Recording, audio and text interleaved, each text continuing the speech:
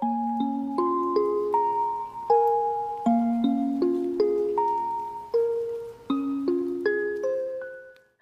assalamualaikum teman-teman. Selamat Hari Raya Idul Fitri. Mohon maaf lahir dan batin kalau Bella ada kesalahan dalam membuat konten. Mohon dimaafkan ya teman-teman.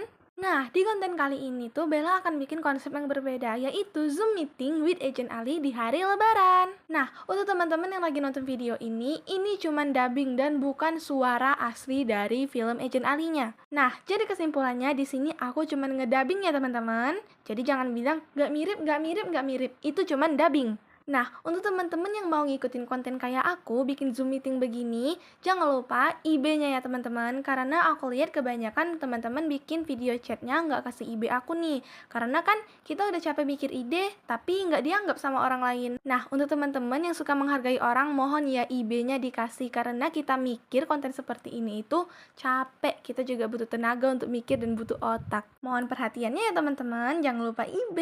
Terima kasih ya. Oke, enjoy ke videonya.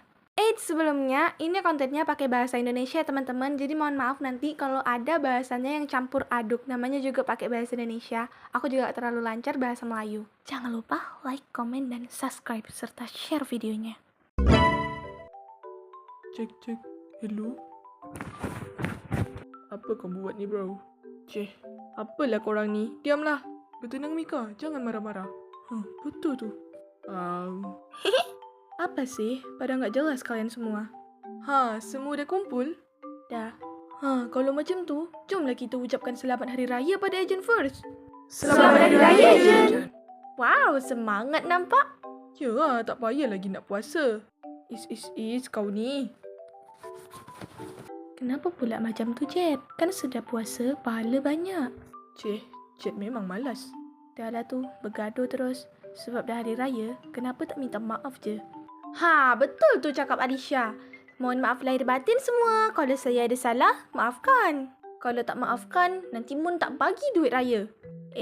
Kau bagi ke? Mestilah bagi. Yelah, aku maafkan. Mana duit raya? Kau ni, datanglah sini. Takkan aku nak ke rumah kau bagi duit raya?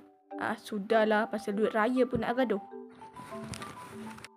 Kim jugalah. Selamat Hari Raya kawan-kawan. Mohon maaf lahir dan batin.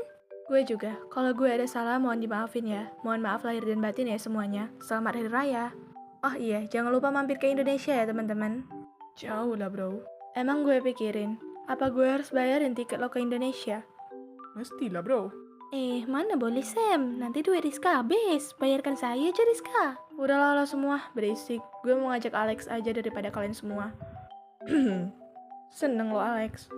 Tak habis lagi budak seberang ni bergaduh. Budak seberang? Ya kan Chris? Ambo pula. Mohon maaf lahir batin semua.